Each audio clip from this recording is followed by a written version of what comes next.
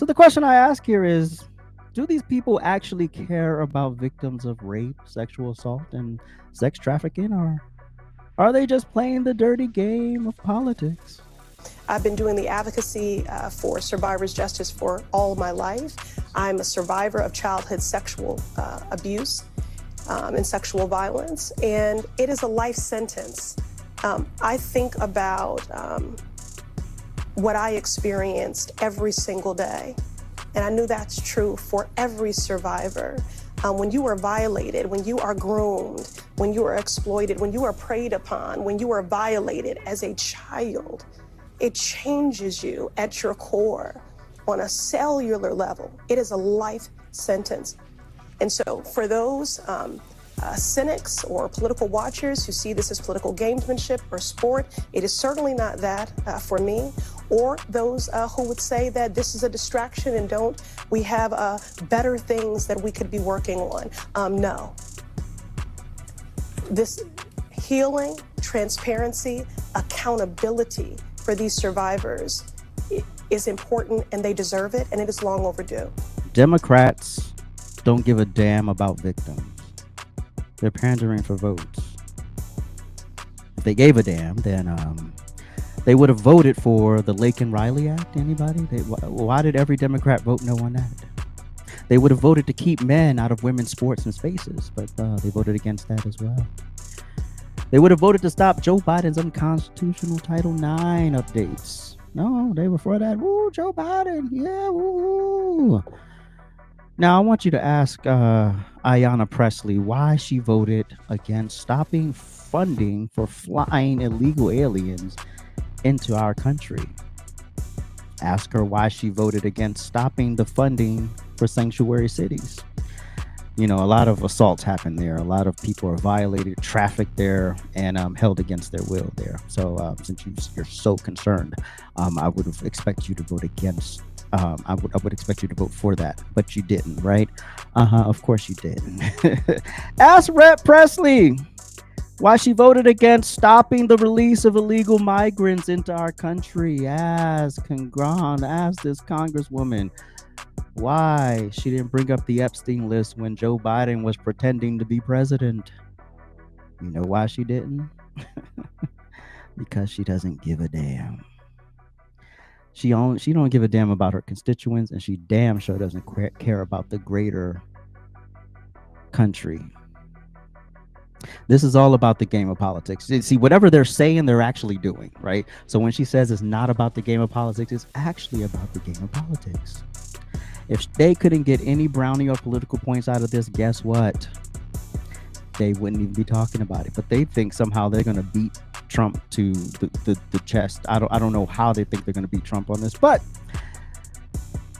this is about the game of politics, not the reality of the average American in this country. Ask Ayanna why she wasn't demanding transparency from Joe Biden's administration.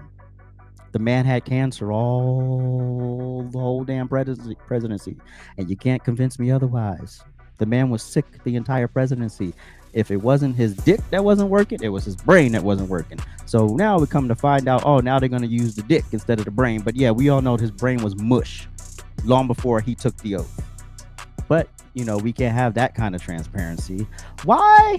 No one was barking accountability for the hundreds of thousands of kids who went missing during Biden's tenure. Huh?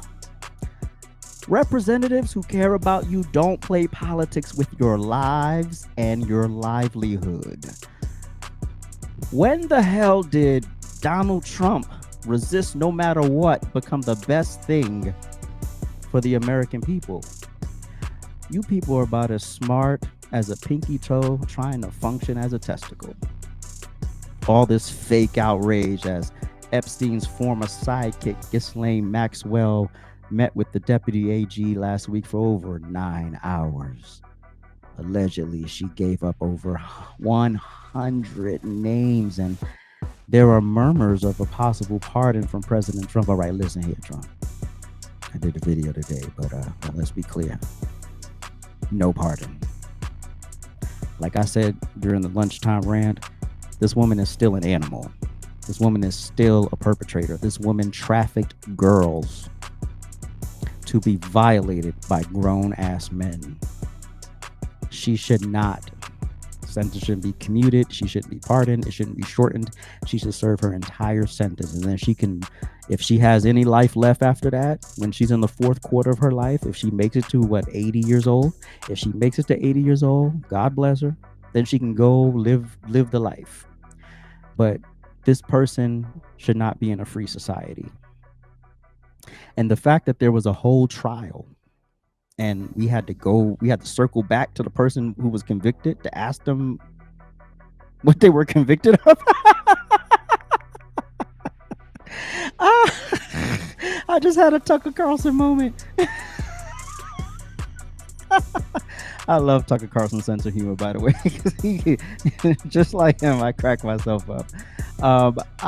I'm frustrated with politicians like this who they use these harrowing stories of real victims as political talking points.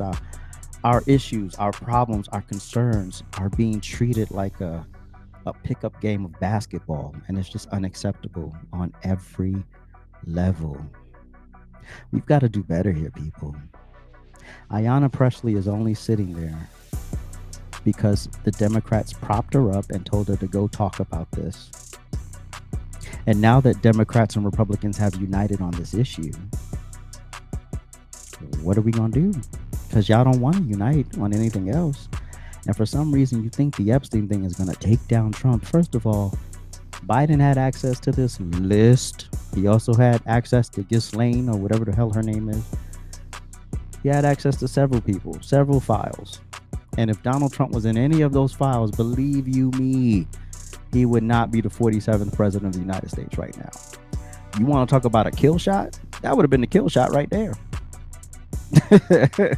Not trials, not trying to tarnish his name, not calling him a convicted felon. All of that stuff is nice for y'all. I love that for you, but that's not that's not very expedient in terms of getting people to not support Donald Trump.